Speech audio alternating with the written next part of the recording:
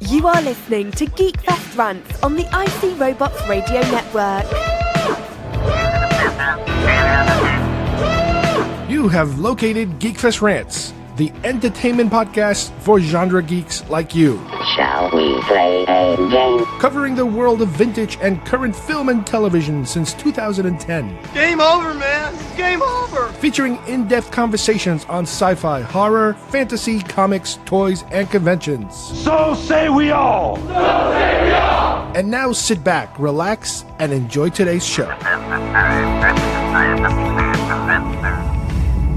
As a quadriplegic, must be frustrating for you, someone who likes to get things done with their hands.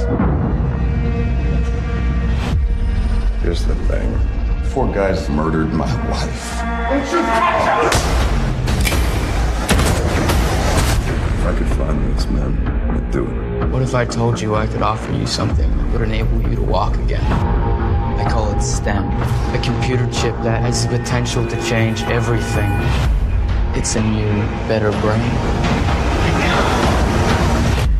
I am STEM, the system operating your body for you.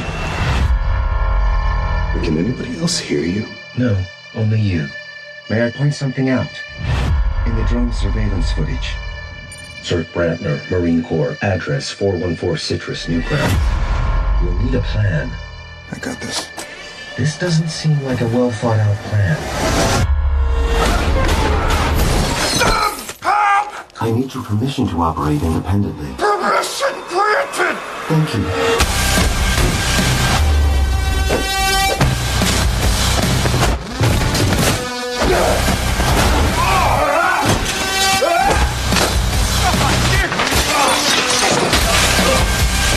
Stay down, man. Spam, he's got a knife! I see that. We have a knife, too. You now have full control again, Gray.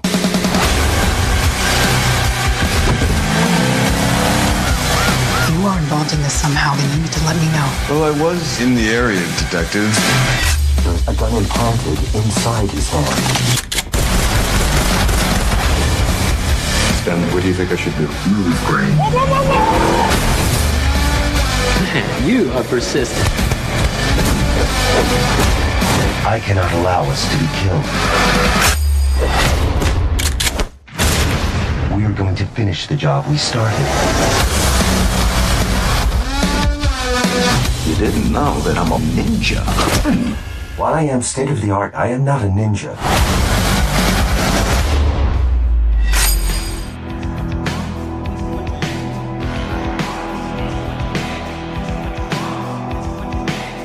Hi everybody and welcome to GeekFest Rants. My name is Carlos Perone, and today we are playing a little bit of catch-up with some of the films we've seen lately. It's been a interesting summer so far. It's not over yet, I know that, but we've had a chance, I guess you could say from the beginning of the spring till now, to go see some films. And boy, has this been a busy film season. I mean, we've done some, individual shows on certain films, the big, monster, crazy big ones like Infinity War and Solo, obviously. But in between those, we've seen a couple of other films, and, we want to go over some of them and see whether they're, worthy of you having to make a quick run to the movie theater or just wait for DVD, because nowadays, you're gonna see these films in like 20 minutes, I think. Usually by the time you come out of the theater, they're already available. I mean, can you imagine that if we get to that point where you come out of the theater and they'll be selling you a copy of did you enjoy this film? Here, take it home with you. But let me give you a list of some of what we're going to be talking about. Upgrade, weird sci-fi small film with fake Tom Hardy. You'll know what that means later. Incredibles 2, another chapter in the Pixar saga of sequels. Sicario, Day of the Soldado, another sequel. Well, there's 2 sequels there. Actually, we got a lot of sequels here. As a matter of fact, the rest of them are all sequels. That is more like, Sicario is more like a serious one in the bunch. The less genre one of all of them. Deadpool 2. Here we go. Sequel. Bing. Check that off on your list. Jurassic World Fallen Kingdom. Sequel. And Ant-Man and the Wasp. Gee, I see a pattern developing here. Another sequel. As usual with all these films, I'm going to be spoiling the hell out of them because sometimes you have to really get deep to be able to analyze them thoroughly. The summer season's not over yet. We got a couple more. Maybe I'll have to wrap those up in another future episode. But at least with this, we have something to chew on in terms of, where are we now with, the state of all these sequels and, do these live up to the expectations that we have? If we are fans, obviously it helps if you're a fan of whatever came before that. And obviously I'm not going to go see too many sequels that I could think of films that I dislike the originals. So, for these kind of films, you're starting with a good foundation as far as I'm concerned. But at least one of them is brand new and kind of different. So let's get started with Upgrade. What did I teach you? You are the Duke of New York. You're a number one. You will not laugh. You will not cry. You will learn by the numbers. I will teach you. Can you dig it? Open the pod bay doors, Hal. I'm sorry, Dave. I'm afraid I can't do that. That spawn of Satan. Oh, really? The Force will be with you, always. All right, the first film we're going to look at today is Upgrade. This is a sci-fi film starring Logan Marshall-Green.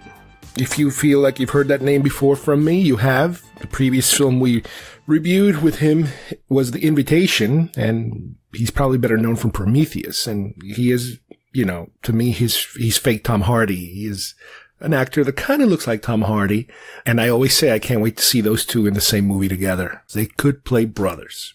Well, in this particular film, what we have is, it's the future, and he is a mechanic, kind of like an antique car restorer, and his wife works in modern technology and that sort of thing. And in this particular situation, what we have is that he is working, his current client is this high-tech executive, kind of like a Steve Jobs, Bill Gates kind of guy who's very introverted, a young guy.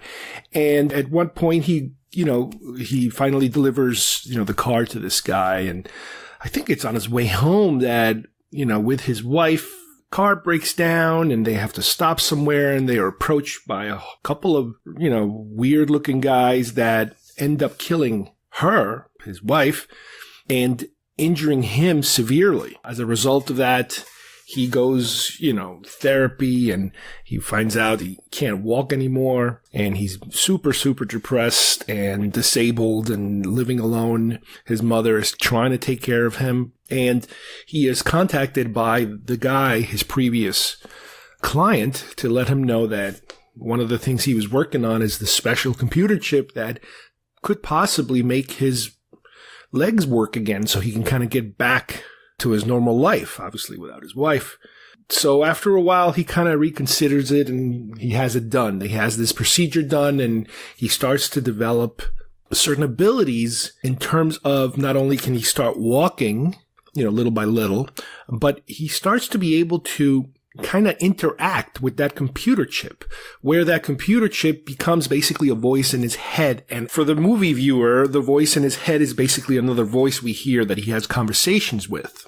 And the chip not only allows him to walk and do certain things, but it increases his regular abilities. The film's name is Upgrade, meaning it upgrades his normal condition, if you will, to the point where he can perform some really, really fantastic feats, if you will, because what's happening now is that he wants to find who killed his wife, because there's just something wasn't right about it. And he starts to investigate, the police contact him and he contacts the police and he's able to see the footage of the crime from like a drone that was like flying nearby. And he notices that it just doesn't look right. Certain things don't look right. It almost looks as if they went after her first. So through the movie, he's investigating and getting into fights with these different criminals to be able to find the next criminal and that next criminal. And at the same time, we kind of see that there is a lead criminal, if you will, or at least the guy that was in charge of the group, including the guy who was physically there. that he's trying to suspect that somebody's coming after him because they're finding his gang members kind of showing up dead in places because Green's character is dispatching them one by one. It's kind of like a revenge film, if you can call it that. It's also a little bit like RoboCop, him getting used to all his, powers and that sort of thing, but while still in control of his own body, but he's having these conversations with himself or this computer chip. And we finally get to a point in the film where, we are at the end of his search and he finds the last guy and he's able to kill the last guy and then finds out that the last guy was working for the doctor that implanted the chip in the first place. So we do have that the man behind the man behind the man kind of moment. But what we also find out towards the end is that not only was it that this doctor purposely implanted the chip on him and purposely had this thing happen, but it wasn't so much him, but the chip itself.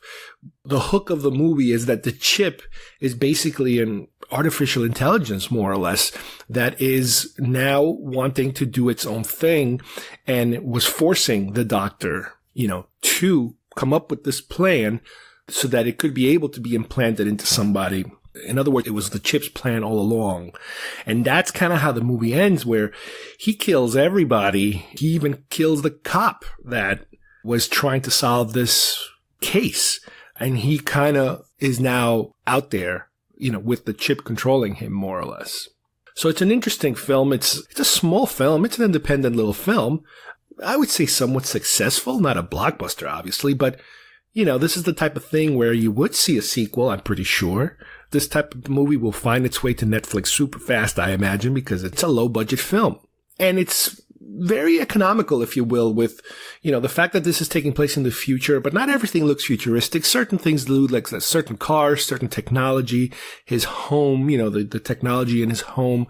But, you kind of forgive a lot of the lack of super futuristic settings, because it's very subtle, and you figure that's kind of how it is in reality. You don't end up with, Buck Rogers' world overnight. You have, it's not the Jetsons. It's little steps, and this kind of is good at that. The action is fantastic. The kind of acting that he has to do, it's unusual because he needs to portray him not being in charge of his body, but he has to make the right moves that you're trying to make. It's kind of like he knows all these weird, and it's not really even like martial arts. It's a very kind of robotic, almost like marionette type of moves that he makes when he's fighting. And he really has like no control of his body, but he needs to react through his voice and his eyes to what is happening around him. So there's a lot more than what you see here. And in terms of how I think this particular actor dealt with this role and prepared for this role. And I'm sure there must have been some kind of process that he had to go through, maybe with a trainer or something, on how to portray those kind of moves. It's not, this isn't like The Matrix in terms of all of a sudden, boom, an individual can have all these martial arts skills. No, this is different. I haven't seen it before. And not just because of the fact that the theme of the movie is similar to RoboCop in terms of, an almost dead guy is infused with technology and he comes back as a different thing type of, that kind of thing. No, I think it's how an actor has to physically change, to do certain scenes that is really very, top notch. And again, this guy, as I mentioned before, Logan Marshall-Green, he is kind of becoming, as far as I'm concerned, kind of like a cult actor. I know we've had, and I've talked about this before, I had my cult actors that I would follow. And, unfortunately, my top cult actor had passed away, Bill Paxton. But, we still have, Bruce Campbell and Lance Henriksen still around. And Michael Biehn is still around. And some of those guys are still floating around, not doing too much work. But here's a guy who seems to be kind of, he's on this up and coming mode. He hasn't really hit it big. He's been in some pretty big films as far as Prometheus goes, but he keeps kind of doing really good small work, which is kind of neat. And, I can't wait for this next. And I'll say it a million times. I'm not going to be happy until it happens. They need to put him in a movie with Tom Hardy, because those two, it's just, I bet you they would be great together. They should play brothers or twins or something. Even though Tom Hardy did a movie a while back where he played a twin and he played himself as the twin. This could have been a better idea, maybe. Next film I want to talk about is The Incredibles 2. This was a very pleasant film, entertaining and never bored me for 1 minute. The opening short was really, really good. Really weird and creepy. It was called Bao. And you might find some weird articles on the internet about it. And it was kind of strange at one moment because all of a sudden something happens and you're like, what the hell is going on here? You're like, am I watching the right film? Is this the right thing I'm supposed to be seeing? And then it kind of explains itself and it kind of makes sense and it's sweet and, touching, like most of these little shorts. But, it was kind of weird at one moment where you're like, whoa. And, I won't spoil it like I spoil everything else for you guys. But The Incredibles, let's go back to the story. It's a continuation of the previous story this time around because the superheroes are all kind of on lockdown. They're not allowed to go around being superheroes anymore because they cause too much damage. Everything that they do, they destroy too many things. So in this case, again, a very wealthy individual who wants to continue crime fighting, wants to have Mrs. Incredible, come out and work on some crime fighting while Mr. Incredible stays home. So you get that dual type of thing where Mr. Incredible is having really difficult time taking care of the kids because that's something that Mrs. Incredible would do. But, you go through this whole process. And again, you know what? It's really not that, as far as I'm concerned, it's not that important, what the plot is in terms of, it's Pixar. It's going to be simple. It's a sequel. So you kind of not going to see anything that incredibly new and fresh. It's kind of more the same. Some of the same characters. Frozone comes back and he does his thing and it's cute and it's fun. And don't get me wrong. I had fun in the movie. I was not bored. It was just fun to watch. But I don't know. I think I'm kind of outgrowing Pixar films. We used to see them all the time. We used to look forward to them like it was the next big thing. And now it's kind of like, it's another Pixar. Oh, okay. Well, what is it? It's Frozen or it's this or it's that. And you're like, yeah, okay, whatever. It really doesn't excite me that much anymore. Yes, there was a period where I would watch them no matter what. And then there was a period I would watch them for the kids because it was a great age kind of movie to bring kids to. It's in their age range, but even the kids now have kind of moved on to bigger and better things. Granted, sometimes they want to see these Pixar films. Sometimes they don't really care much. This one was one that they both wanted to see. But the best I could tell you is it's not a bad film. Can you wait for it for DVD? Sure. Most of these films you can probably wait for DVD. There really hasn't been anything so far this summer that completely blew me out of the water. Some I will see on most of these I'm seeing in the theater. I'm guilty of not following my own advice. But I don't want to say it's easily forgettable, but in the summer, I don't know if it's because it's the summer or because it's just the volume of movies. There's just so many movies coming in and out here that you're like, yes, go to the next one. Yes, and go to the next one. Yes, and go to the next. It's a constant barrage of films coming out. And this one, if you're looking for something new, innovative, it's really not there. It's good, but it's not new and it's not innovative. It's more of The Incredibles. And that's something that's not bad, but it just doesn't blow you away. So that's my most schizophrenic review of a film I could come up with. Now, if you want something a little more serious, I'm going to suggest Sicario, Day of the Soldado, which is the sequel to Sicario. This is completely a serious, this is not a kid's film whatsoever. It's a crime drama, just like the first film.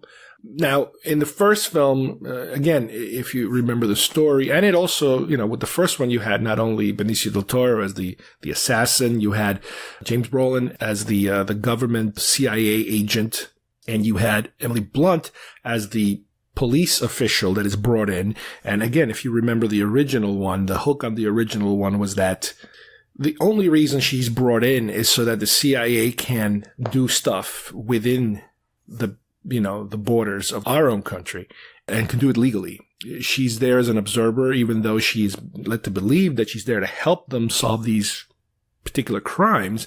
But the hook of the movie, the fact when you get to the ending is that you find out that the only reason they brought her in was just as a legal technicality, that they don't want her interfering. They don't want her solving any crimes. They don't want her arresting anyone. They just want her to sit there and be quiet and just show up so they can legally have her there. And that what's happening with the hired killer, Del Toro's character, who is supposed to be, I guess, representing a Colombian interest, or at least he worked for a Colombian cartel, is that he's just there to make sure that the Mexican cartel gets knocked out. This way they can allow the Colombian cartel to kind of take over that particular territory, if you will, which kind of throws everything into a tizzy in terms of, well, what the hell is the point of all this war that they're fighting if they're just substituting one with another? Well, that also, brings you the bigger scope of, the political aspect of this whole thing, which was very good in the original one, that, you have these alleged good intentions, but the outcome and the means by what you're doing really are not accomplishing much. You're just changing players. This second film deals with a series of incidents that take place early in the film. One incident has to do with some immigrants who are crossing the border, and one of them runs off to the side, and all of a sudden, he doesn't exactly look too much like the rest of the immigrants, and he starts to speak in a foreign language, and he detonates something, some kind of vest he's wearing, or a bomb or something, and he blows himself up along with some other police that are trying to arrest him. Then you have another scene where a couple of guys who might be Middle Eastern walk into something that looks like a Target, let's say, ironically, and they blow themselves up inside a big, shopping store with people. And it's a horrific setup in terms of the people that are getting blown away with them in there. So they're putting you in a place in the beginning of this film where, you just cannot help to notice the politics of what they're presenting to you. And this is something that is very weird, or was a very weird experience, because when I watched this film with my dad and my son, because my dad likes political, crime movies and that sort of thing, and my son kind of likes them a little bit. And he saw the first one, so he wanted to see the second one. And just a little bit of a backstory in the particular place where we saw the movie. We live in an area here in Florida that is a retirement community. Because of the demographics of the particular area that we live in, you're going to find a very high, I would say 70%, 75% majority of very conservative individuals as far as the people that live within the boundaries of this community. Outside the boundaries of this community, this is a rural area. It's, we always joke about how this is an area that was it looks like it was helicoptered and boom, planted into the middle of a field. It's a bubble. It's a very high-end, wealthy area dropped in the middle of a very rural, somewhat poor area. But politically, we're in the South. You have a very conservative concentration of both people that live within the bubble that are very wealthy and people that live outside the bubble that are very poor. However, what unites those two extremes is their conservative beliefs. I always said if Fox News Channel were to form a city or a town, this is their prototype. This is exactly what they want. This is exactly what they would try to sell to the rest of the country. You walk down the streets here, you go to the stores within the community, and all you hear is Fox News. The newspapers are very conservative. Their writers, their stories, even their cartoons, they're all very conservative. So you have a definite flavor of what you're dealing with. Now, just the mere fact alone that you're dealing with a retirement community, because of the age demographic, you're dealing with people that are traditionally, they're kind of done with whatever it is that they were doing, most of them. And they would like to kind of live their lives as undisturbed as possible. Whatever lifestyle they're used to. They would like to kind of keep it frozen in that manner. They don't like change. They don't like new things. They don't like different things. Again, that goes hand in hand with whether you're conservative or liberal. Liberals traditionally are more open to new things. Conservatives, they just want to keep it the way it is or bring it back to what it was. That's just the way it is. So I'm giving you this background because we are in a very political era right now. You could call it toxic in a way. We've done an episode about toxic fandom, but this isn't really fandom. But in a way, politics is a sort of fandom to some people. So I get to witness the things that you kind of see on TV, the extreme stories that happen, due to the political nature of things. I get to see that all the time. So we're watching this movie. And in the beginning of the movie, they're setting it up. They're giving you, okay, well, these bad things are happening. And they're dispatching Josh Brolin. I keep calling him James, but I keep confusing him with his father, James. Josh Brolin out, and he's the CIA guy who just, I'm there to do my job and I know what to do my job. Nobody tells me how to do my job. Am I allowed to do my, that kind of thing. And he really likes his job. He's kind of peppy and he really gets excited about what he does. And he's there to interrogate a guy, which is really, he's there to torture a guy.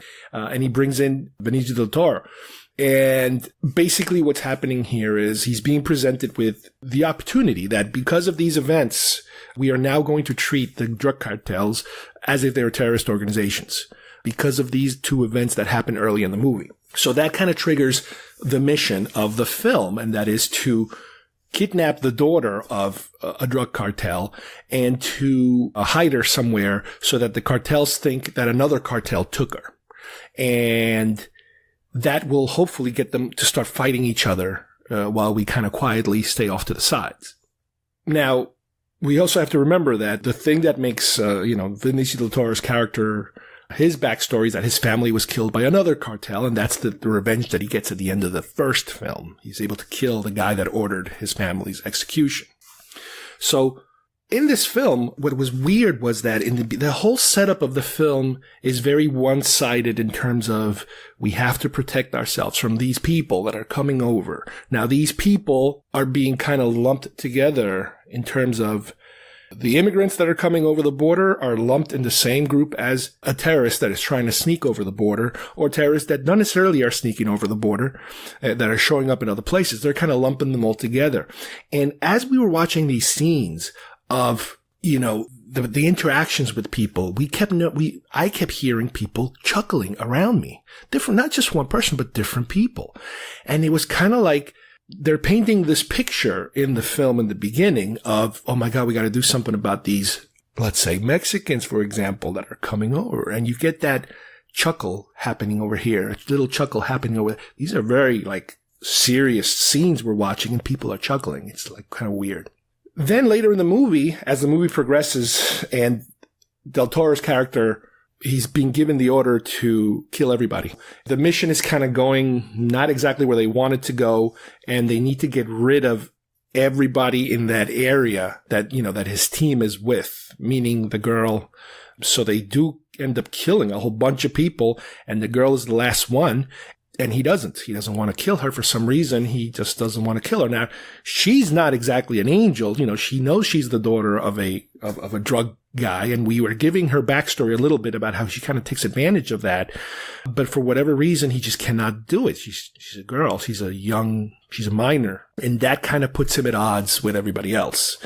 All of a sudden, he has to go off the mission and try to protect her. Because at the same time, you have the other drug cartels are coming after him. And while all this is happening, we're also being told a secondary story of a kid that lives on the U.S. side of the border who becomes a runner. He's helping, for money, he's a coyote. People pay him to bring people over to the other side. But little by little, he's now being asked to bring drugs. And then at a certain point, he's being asked to kill somebody. And the person that he's being asked to kill is Del Toro's character that gets captured. So we see an execution take place, basically, pretty much. They have him, his face is all covered up and they shoot him in the head. And he's out there dead in the sand, and they leave him there. And then he all of a sudden, a couple hours later, he kind of comes back because apparently he was shot and is really gross. He was shot from one side of his face to the other, like through the cheeks. So the bullet did not hit his head, it hit his mouth, more or less. So he's able to get out of there and get away. And the girl is also, at the last minute, saved by Brolin's character. He knows he's in trouble now because he's gonna protect her too. He's gonna deliver her somewhere, and he won't kill her like he was ordered. And that's what happens near the end of the movie, is that you have a kind of a reversal where the government official is saying that, hey, guess what? The guys that blew up that department store, they're not Mexicans, they're not immigrants, they're citizens, from New Jersey, ironically. So it kind of flips the movie in terms of, wait a minute. And he's like, but what's going on? This is the whole reason why we're doing this. And they're like, they're basically saying it doesn't really matter. So at that point you realize that's it. It doesn't really matter. This was just an excuse to do something else. And that is the message of the movie, as far as I'm concerned, is that you're presented with some horrific acts and somebody is able to manipulate those acts to motivate you to do something else. You later find out that you've been duped. And, what was done was not, the plan, that was not the end of the plan. So you're left with Benicio del Toro is on the run. He's out free. We don't know what happens to Brolin because he disobeyed orders. The whole mission is shut down, and it's all within the same administration taking place. Obviously, they leave it open for another sequel, and I think they are already working on one. And at the end of this film, Del Toro is meeting with the kid that shot him in the face.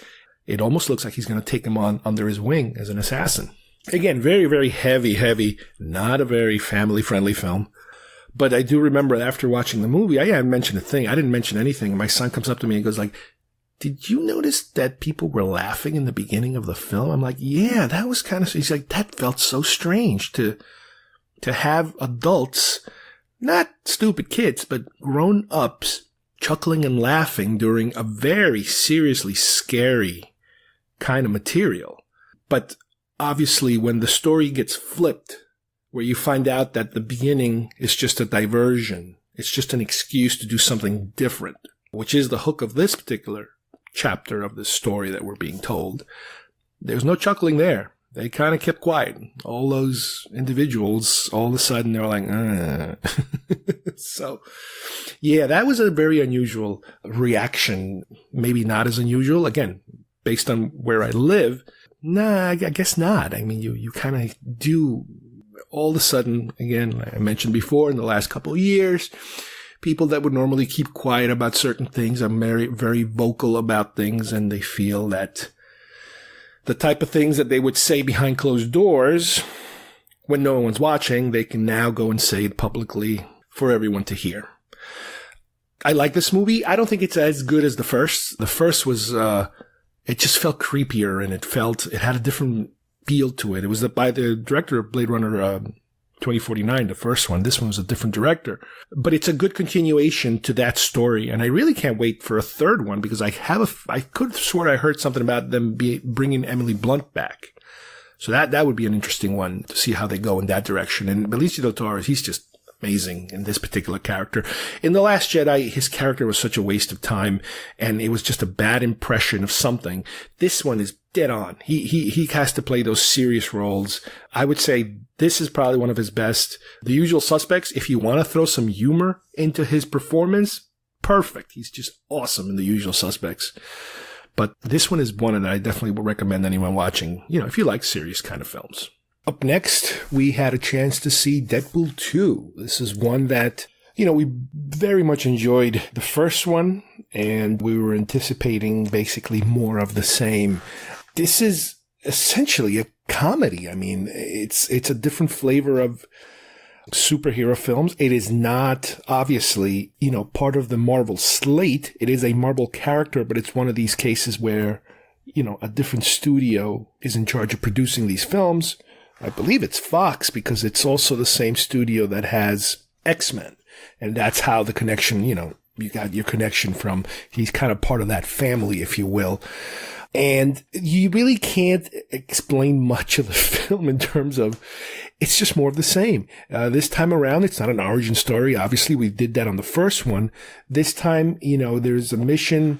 His mission is he's trying to protect this kid who seems to be having these powers, and they're locking up this kid, and he's becoming more dangerous and more powerful, and some bad guys are tapping into this kid and trying to be able to turn him to the bad side, let's say. And the movie centers around him doing that. At the same time, you also have the introduction of Cable, another character that was actually teased, at the end of the first film. So they had this in mind for quite a while, who was also, ironically played by Josh Brolin, which we talked about a few minutes ago. This guy is just, he's on fire. He's an actor that's on fire recently.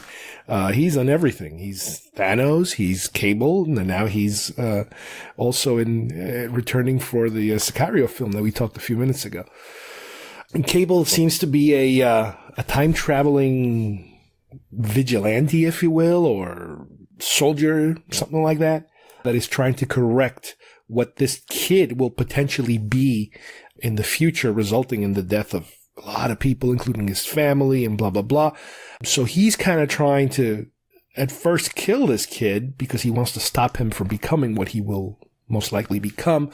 But Deadpool is the one who's trying to convince him that he can change the kid. But in all reality, this kind of a movie, the plot really doesn't matter much because it's a comedy. All the staged gags that they have are dead on. It fits so perfectly for this movie. He assembles a team, which is going to be X-Force, which will be, part of another future movie that they're going to come up with. And again, this is all, if you're into comics, you kind of understand where this is going and where it's coming from. But for myself, who I'm not, very familiar with the history of these characters, it's a good way of giving me something new and makes it interesting. This is also the movie where they kind of realized a couple of years ago that, hey, we can probably go the comedic route.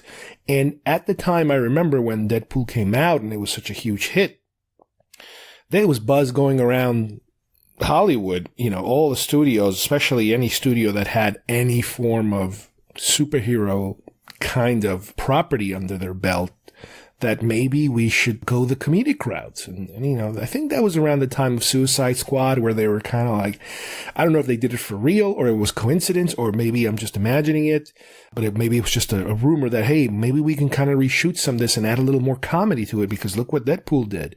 I honestly don't think it helped. If they did it, I don't think it helped much with Suicide Squad. Suicide Squad was all right.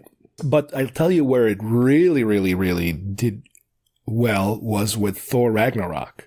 I never would have expected them to go in the direction they did with Ragnarok, and hiring the director that they picked, the guy who did What We Do in the Shadows, I think it's called, or In the Dark, something like that. It's a vampire, it's a comedy vampire documentary, which is bizarre. And it's the last thing I would imagine anybody saying, that's the guy I want to direct the next superhero film. It blows me away. I love the film. It's an excellent film. And then when they did Ragnarok, I was like, oh my God, they actually pulled it off. They took, a more serious, if you will, not the most serious, but a more serious character from the Marvel slate and went comedic, and it works. It worked really well. And it kind of seems to be carrying on. He seems to be a crossover kind of a Guardians of the Galaxy level comedy type of character, not just from the start, like, they try to keep that. But Deadpool is what kind of started it all, I believe, and that's when everybody was going crazy. They kind of, they kind of settled down. These things kind of happen. When something new pops up, everybody overreacts, and the business itself overreacts in terms of saying, that's the way to go. That's where the money is. Everybody, redirect all our ships in that direction. And then they kind of, okay, let's course correct and go back to where they were. I haven't seen a slew of comedic attempts at superhero films, but with Deadpool 2, you can stay in that, you have to stay in that route because it works perfectly. Here, like I said, there's a whole sequence of him assembling this force and what a mess this force is, and how only a few of those characters that he assembles are really worth anything, because they're so, of a mess as far as superheroes go, that they just kind of annihilate themselves before they're even out of the gate. there's a chemistry that Ryan Reynolds has with his cast and the way that he plays this character. And in this particular film, there are so many returns to things that he was kind of grinding on in the first film, having to do with his dislike of Hugh Jackman and Wolverine. I guess Wolverine is more like it because it's the character. Everybody is in character, obviously. And how in some of the bonus scenes at the end of the film, they were able to work in so many weird stuff having to do with Hugh Jackman, having to do with X-Men Origins, having to do with himself, not only in Wolverine Origins, but in Green Lantern. He takes a huge swipe at himself many, many times. But in the film, they also do this thing where you have to go through some dramatic growth. And in this film, a lot of it centers around the fact that his girlfriend is killed and he can't seem to connect with her, in a spiritual level or something like that, where he's trying to talk to her and he's trying to talk to him and whatever. And by the end of the film, he's kind of like he's giving up on everything, but he's kind of not. And he is kind of giving up on her because but they do a fix at the end of the film that is part of the bonus scenes of the film, having to do with going back in time, because they do have the element of time travel in this film because of Cable, his little device that he brings with him. Where at the end of the film, they repair this thing, and it's just funny how they kind of course correct the entire film, especially the sad parts of the film, let's say, where not only can he revive his relationship with his girlfriend because of this time travel element, but he can kind of also fix some of all these X-Force members that died in the process. I'm going to assume that it wasn't just a joke. I'm going to assume that come the third film or even the X-Force film that they're apparently planning, that these things are going to hold, that these things happen because it's in the film, that it wasn't just a gag. But this is definitely one that you can continue with in terms of, the next one. I'm just as excited to be able to see it. It's a comedy, like I said, and they really do it well. They know how to do this. And Ryan Reynolds gets, a lot of credit for it. My son absolutely loved it. He was the one that was, really pushing for me to go see the first one, and he was all excited about it. And he only didn't know too much about this character. He only knew a little bit about him. Again, we're not an insane comic book family here in terms of, how much background we have with comic books. My son has much more of a better background. I go to him now for information on, well, who's this character and what's he about? And he'll be like, oh, hold on, let me see. Oh, okay. He's the blah, blah, blah, blah, blah. Okay. All right. Good. Because, it's like a foreign language to me. Trying to figure out who these characters are and how they relate to each other. But this is one that's definitely, worth your time. All right, then I went to see Jurassic World Fallen Kingdom. I saw it with my dad. And for my dad, it's kind of like and even for me, I guess, it was kind of like a palate cleanser. In other words, I've been hearing that, the reviews were not the best in the world, and it's just kind of more of the same, And I actually read a post online on Facebook, which was from a writer that was feeling pretty down about the current death of Harlan Ellison, prolific sci-fi writer. And he says that he wanted just to kind of clear his mind, and, that because he was kind of feeling so down about this and he was going to feel down about it for a while, he just wanted to go to the movies, and he wanted just to see what would be considered a popcorn movie, something that you don't really have to invest too much thought into it, but you do want to see some large dinosaurs running around and heroes doing heroic things and bad guys doing bad guy things and the heroes winning at the end and watch a spectacle. And yeah, that's basically how I would describe this movie. The franchise itself seems to be, now I don't want to say suffering, but mimicking, or I guess, the beats of the original franchise. This is something that I've talked about, having to do with Star Wars films, especially the modern Star Wars films, the newer trilogies, that how they purposely tried to follow the beats of the original. Well, here, I think you're going through the same paces. With the original Jurassic Park, it was, oh my God, this is the greatest thing I've ever seen before. It totally blew everyone away. It was an original concept. Granted, the dinosaur films, or a dinosaur film, is nothing that's inventive in terms of, I grew up with the Ray Harryhausen films where you had dinosaurs in them sometimes. The Valley of the Gungwe, I think it was something like that. I love that film. That was one of where the cowboys meet dinosaurs. It was weird. But anyway, everybody kind of went through that period of, CGI just hit a new milestone with Jurassic Park, based on a very, very popular Michael Crichton book. Spielberg directs, it's a perfect combination. And then as the sequels came out, the quality kind of started to go back and forth a little bit. I actually, I know I'm a little weird, but I like the third better than the second. I didn't like the second as much as I thought I would. I understand what they did. They kind of, they bring the dinosaurs home kind of thing. But anyway, with these new films, with the first film, you got to reintroduce the whole mythology again of going to an actual park that's ready to be showcased and the park going, batshit crazy. And that's kind of what happens in the first one. The park doesn't fully open, but it's kind of like the park is brand new and ready to go, and they're kind of giving it a soft opening, if you will, by bringing in, these kids to come take a look at it. But they were, but you can kind of see the similarities going on there. And here, it kind of takes a little, it's so funny because it kind of takes a little bit of the third Jurassic Park film and the second Jurassic Park film, because in the third film, the park, they're going back in there as a rescue mission to rescue somebody, and the park is completely disheveled and everybody's running wild. And in the second film, it involves capturing a T-Rex and bringing it back to civilization.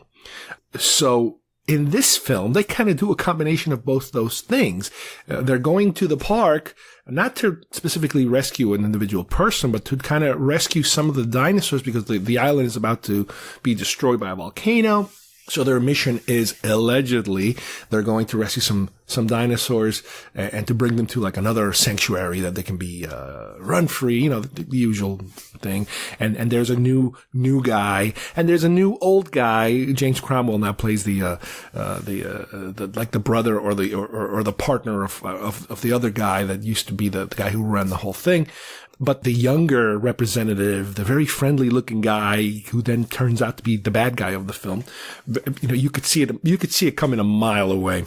And them being able to introduce some kids into the story, which the way they kind of shoehorn it in here is that there's a little girl who's the granddaughter of, the guy that runs the island, that she doesn't really trust that new younger guy too much. But they kind of save her for later in the movie for when we bring back the creatures. So in this film, we have our regular heroes who go out there and they're performing their mission. But then halfway through the mission, they kind of realize, wait a minute, something's not right here. They're doing something wrong and they're not following orders. And you have the typical hunter group and they kind of don't like this young guy, the Chris Pratt character.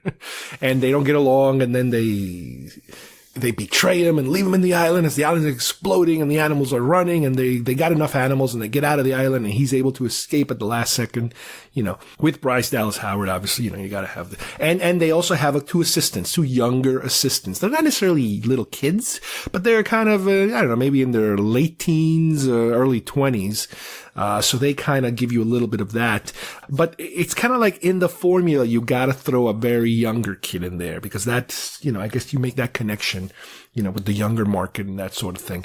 But anyway, they come back, to this, to the original mansion, not some secret island, just the mansion where they're doing some kind of like illegal international auction, like a black market auction of all these dinosaurs. And there's this new dinosaur that they brought in now that is the super duper, DNA spliced with the traits of all the most dangerous animals. And everybody is bidding on this one. Well, of course, these things are going to get loose and it's a complete rampage all over the place and everybody's trying to scramble to protect themselves. And in the process, you do have in the background, you also have the doctor from, played by D.B. Wong that kind of pops up and he's from the original films and he's, they kind of bring him along as a continuing kind of bad guy, if you will, or a slimy kind of guy. And you also have Jeff Goldblum. He appears in the beginning and the end of the film as if he's giving testimony to some kind of government hearing and telling people not to mess with these DNA things and the dinosaurs because it could be it's going to get out of control. It's a little hard to kind of tell. I guess I got to watch it again when it comes on DVD is whether that hearing is taking place after the entire film or before the film or what, because it is possible that whole thing is taking place as a result of what just happened.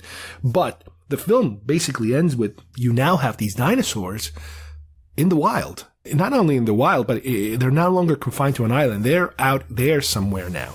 And there is another kicker in the film, a twist that just like this dinosaur was cloned, we find out that this little girl, the granddaughter, was the daughter of the daughter of the daughter that also was kind of part of an experiment, and she is a clone too.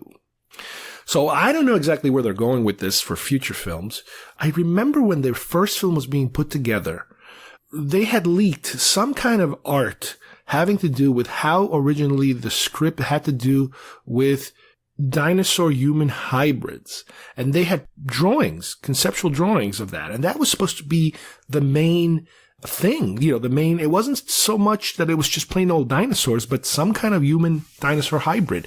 And I'm wondering now if maybe they kind of want to head in that direction now that they have 2 movies under their belt, just to make it different, which I mean, I don't blame them. You just don't want to keep repeating the same thing over and over again. But with that said, this is the type of movie where I did not walk into being completely critical of how they're going to scientifically keep me entertained and make things very plausible. No, I wanted to just see dinosaurs really running around, people eating people and people chasing the dinosaurs and people running away from them.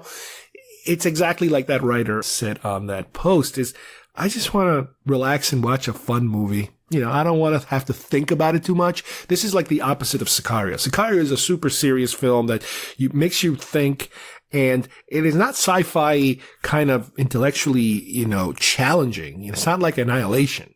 Sicario is more real, like the real stuff, which is very scary, because the real stuff is really more scary than the fantastical stuff. This is just plain popcorn. It is popcorn. That's what you're watching. You're sitting there and you're enjoying these amazing special effects. The characters, they're pretty, they're comfortable characters to watch. It's comfort food. You're giving yourself up to this film to like, okay, just do your thing. And, you're not bored. It's a fast paced film. They do their best with the character development, which you don't care much about, to tell you the truth. Chris Pratt is, again, he's a perfect character for this sort of film. He's a perfect actor for this kind of thing. He's in Guardians and he's there. He's kind of this same character, more or less. He's this wisecracking, jokey, not always 100% there kind of guy.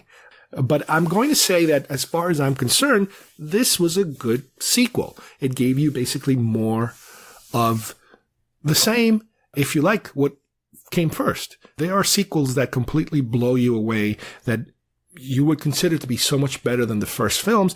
Not that the first films were bad, but just that the sequels are so much better. That is a rare thing. It doesn't happen too often. It's great when it happens. It's a wonderful bonus, if you will, when it happens. But in this case, you're dealing with just more of the same. It's almost like you're watching a television show where this is just another episode of more of the same. And here, the same is good. So I would definitely recommend it. For our last film so far, because the summer is really not even over yet, and I just felt like I needed to stop at a certain point and catch up with letting you know what some of these films are like. We went to see Ant-Man and the Wasp. This was a full family film for us. The whole family went. We didn't bother with 3D this time. It was like, you know what? I don't really care at this point.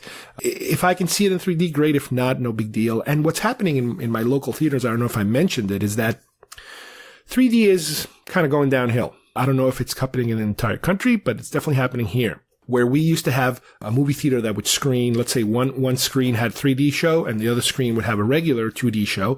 Now what they're doing is they're just throwing a 3D screening right in the middle. So for example, they'll have 2 2D screenings followed by a 3D followed by another 2D screenings. So they're not even giving it its own screen. They're kind of shoehorning it in there because it's diminishing. Now granted, I live in an area, as I mentioned before, that it's a retirement community. The H demographic is people that really don't care about 3D. Some of them probably don't even understand 3D. So it's not that popular. Again, I don't know if it's also declining in the same manner, nationwide. But anyway, the point is, at this point, I didn't really care because it's just Ant-Man, it's not like I'm watching Star Wars or something. If it's Star Wars, I really make a point for it. If the only show that happens to be available is a 3D show, yeah, sure, I'll spend the extra couple bucks for the 3D. That's fine, no big deal. But anyway, Ant-Man, as I mentioned a little earlier, is a different flavor of Marvel film. We seem to have the three flavors now: the very serious, the fantastical, otherworldly, and the lighter, kitty-ish, comedic kind. And in this particular flavor, the lighter, comedic, kitty kind, you have Ant-Man, you have Guardians of the Galaxy, you had Thor Ragnarok that kind of dipped into that world a little bit, quite a bit in this last film. But with Ant-Man, I think it's probably one of the safest ones of all, as far as being the one that's most young kids accessible. Even though Guardians of the Galaxy is in that realm, it can get a little serious too, even though it's very jokey. But Ant-Man is kind of like, I think, where they purposely want to start you off with as far as young kids are concerned. It's very smart, business-wise. Again, this is a sequel, so we already got through the origin story part of this film, where he hooks up with Michael Douglas, and he's been in jail for burglary, and he's trying to turn his life around. He's divorced, he's got a daughter, he's trying to be a good father, and at the same time, he's all of a sudden he's part of this. He's wearing this Ant-Man suit that he's helping Michael Douglas, with this other bad guy that's, was a partner of Michael Douglas, kind of like an Iron Man-ish kind of background, if you will, the evil partner, that kind of thing.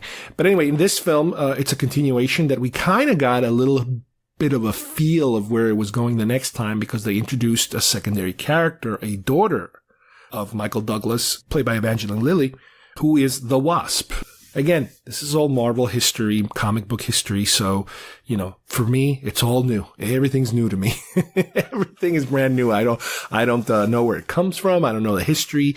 However, what's really interesting about this film is that, and this is one of the best things about Marvel, is that they're able to kind of interweave all these different films, especially what we're coming off of, Infinity War, a very downer of a film, a very, punch to the stomach to everybody. Granted, everybody should know this is not the end. There's no way in hell this is the end. But story-wise, this is very interesting, because in this particular story, Pym is still, which is Michael Douglas' character, he's still on the run. The police are after him because, all the experiments he's been performing and blah, blah, blah. And Paul Rudd is under house arrest, Ant-Man.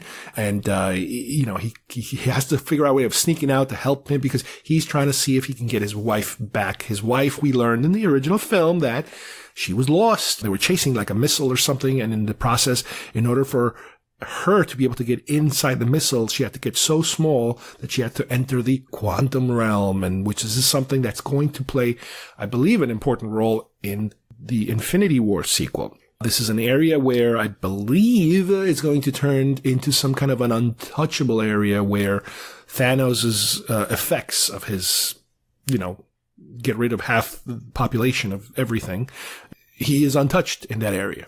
So in this particular film, we're dealing with, in the process of trying to rescue his wife, another potential bad guy pops up. I think they call it Ghost or the Ghost or something like that. And which really, when you think about it, it's kind of a little bit of a throwaway bad guy. There is a history between Pym and another scientist played by Lawrence Fishburne that does have a connection to Ghost. He was kind of helping her get rid of these powers that she apparently got, not because she wanted them, but it was some freak accident that happened. And she is just doing all this to kind of get rid of her powers, but in the process, she's hurting people, that kind of thing. Again, no big deal. Not very strong story-wise, but who cares? Doesn't matter. By the end of this movie, we end up with kind of everybody becoming friends, and, some bad guys get dispatched and arrested and put away. And overall, this is a little comedy, it's not Deadpool level comedy. It's not very adult comedy. It's a very safe, soft kind of comedy, very child-friendly. Kids, I think, would love this film. And it kind of prods along the stories having to do with Marvel films, especially with, again, Infinity War.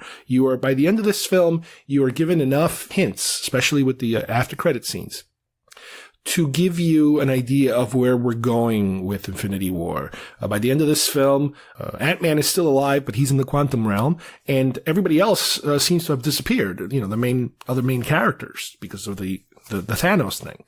So it's a good follow-up in terms of giving us some very light material, especially after a very dark ending to Infinity War. So it's a little bit of a palate cleanser, if you will.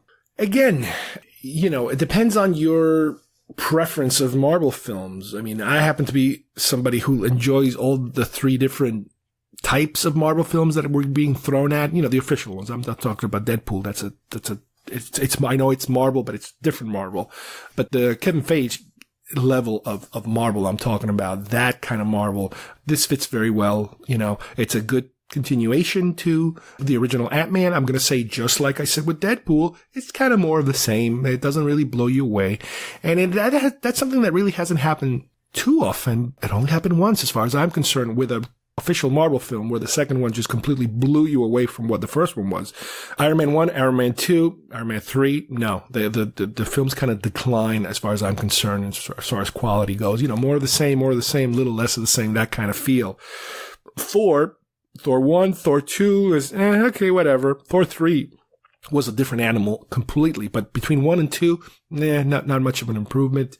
Guardians 1, Guardians 2, more of the same as far as I'm concerned. Captain America, and then Winter Soldier, there you go. The number 2 blows 1 away as far as I'm concerned. There was something different there. That is the kind of movie that I would put alongside, Aliens, in terms of how much better it is than the first. Lethal Weapon 2, The Dark Knight. Movies that when their second film kind of kicked in, it did a complete something different that was very noticeable. The Road Warrior. And again, I know I'm going way back into the 80s here for some of these examples, but it's there. This film is not. This film is just a little bit more of the same, but still not bad. It's just it's kind of like, it's like watching a TV show you enjoy. You're expecting something and that's what you get. So that's basically what you get with Ant-Man and the Wasp. It's fun. It's kid friendly. You don't have to worry about inappropriate jokes or that sort of thing, but it's worth its ticket price. All right. I hope you guys enjoyed today's movie wrap-up show. We examined 6 different films. I'd like to say 6 very different films, but they're not that different. You have some are different than others. One is at least more serious than the others. Most of them are sequels. The general consensus here is that you're basically getting more of the same. I know that's kind of like a bland, positive review, but I did enjoy all of these films, but it was nothing really that completely blew me away. As I mentioned earlier, there's a couple more coming out before the summer's over. And I'm going to try to see if I can hit some of those other ones. But here, at least, these are entertaining films. They're worthy of your time. They progress certain stories. You get a little bit more out of them, depending on how deeply you want to follow them. But most of these, like, for example, Incredibles 2, Deadpool, and Ant-Man and the Wasp, and Fallen Kingdom, Jurassic World, these are kind of popcorn films, especially with Ant-Man and the Wasp, after your Infinity War downer of an ending, here you have something that's a little more calming, easy to digest. Even Deadpool, a great continuation, to the original one. Luckily, they remained in that tone, that funny adult tone. And Jurassic World, yes, more of the same. That's exactly what I wanted. You talk about getting your money's worth. I expected that, and that's exactly what they gave me. You do have to go to some other films if you want to try something different, something new. Out of this whole bunch, Upgrade is probably the most original one of all of them, even though it is kind of following some of the steps of some of the other films that probably inspired it. With Incredibles 2, Pixar is just another flavor altogether nowadays for me, so I kind of have to review it and analyze it in a different manner. And with the Sicario sequel, again, completely different genre altogether, very serious, very interesting film that I do want more of. I want a third that I think I'm going to eventually get at some point. So, on behalf of everybody here at GeekFest Rants, thank you for listening, and we'll see you soon here at GeekFest Rants. Bye-bye, everybody.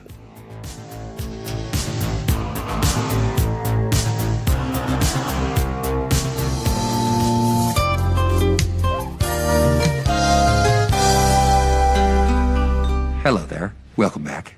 I'm glad you could join me today. Let's just dive right in and run all the colors across the screen that you'll need to paint along with me. I have my regular old canvas here, wet and ready to go. Now, let's grab our trusty 2-inch brush here. Whack that off real good. Just beat it like it owes you money. We're going to get a little dab of our yellow snow here. We're going to mix that with just another little dab of our Betty White. Now, let's just dance in a happy little sky. Now remember, this is your world. You get to make and break the rules here. Sweet baby Jesus. Wish I could jump in there and roll around in all that cascading white powder. Yeah, just get high on all of life's splendor. God, I love cocaine. So much. Holy knuckles, I am high as a kite right now. Okay, let's paint in a few little happy trees there. Nothing wrong with making friends with trees.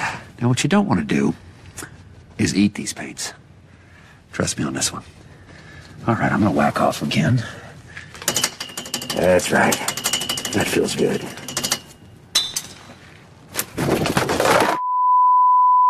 Would you look at that?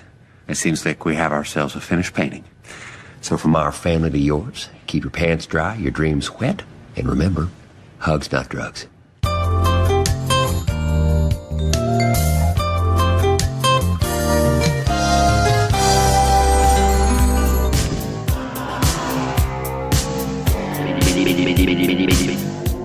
If you would like to subscribe to our show, send us messages, or see video links to some of the topics we talked about today, please visit our homepage at geekfestrants.com or our YouTube channel, Facebook page, or iTunes at GeekFest Rants. I don't know what we're yelling about! GeekFest Rants is produced by Carlos Perone, copyright 2018.